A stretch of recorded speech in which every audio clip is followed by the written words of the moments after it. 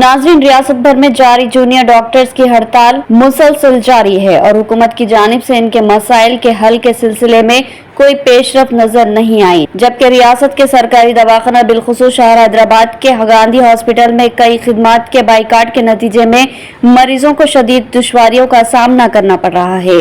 Junior doctors की तंजीमों के मुताबिक हुकूमत की जानिब से मुतालिबात की 1वीं तक हड़ताल जारी रखने का फैसला किया गया।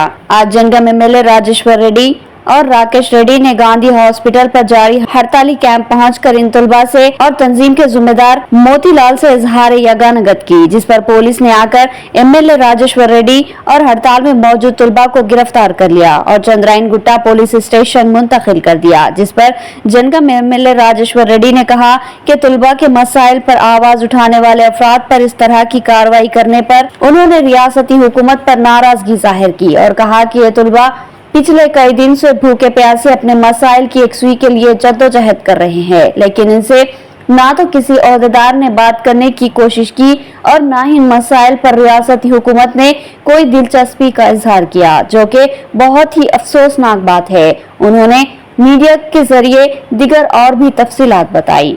RRK न्यूज़ मोहम्मद रिजवान की रिपोर्ट।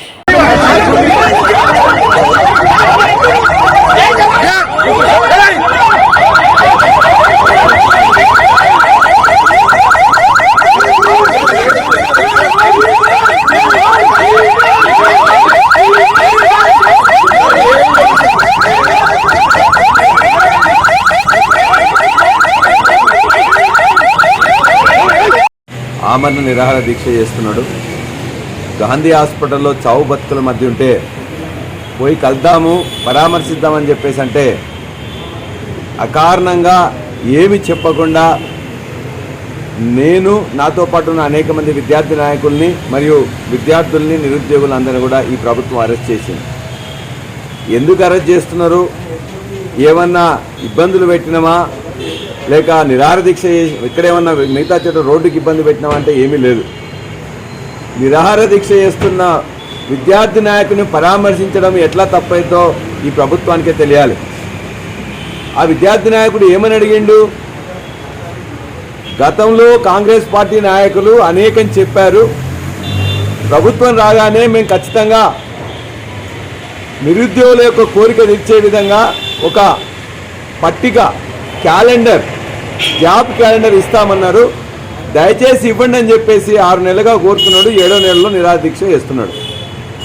అందులో ఖర్చుతో కూడుకున్నది కూడా కాదు, 2 లక్షల ఉద్యోగాలు ఇస్తామని చెప్పేసి రేవంత్ రెడ్డి బట్టి విక్రమార్క సంతకం చేసిండ్రు, మేనిఫెస్టోలో పెట్టిండ్రు। రాహుల్ గాంధీని తీసుకొచ్చి అశోక్ నగర్లో ఉన్న ప్రతి గల్లీ తిరిగి అక్కడున్న నాయకులను, అక్కడున్న విద్యార్థి నాయకులను లేకపోతే నిరుద్యోగ నాయకులను నమ్మబలికిండ్రు।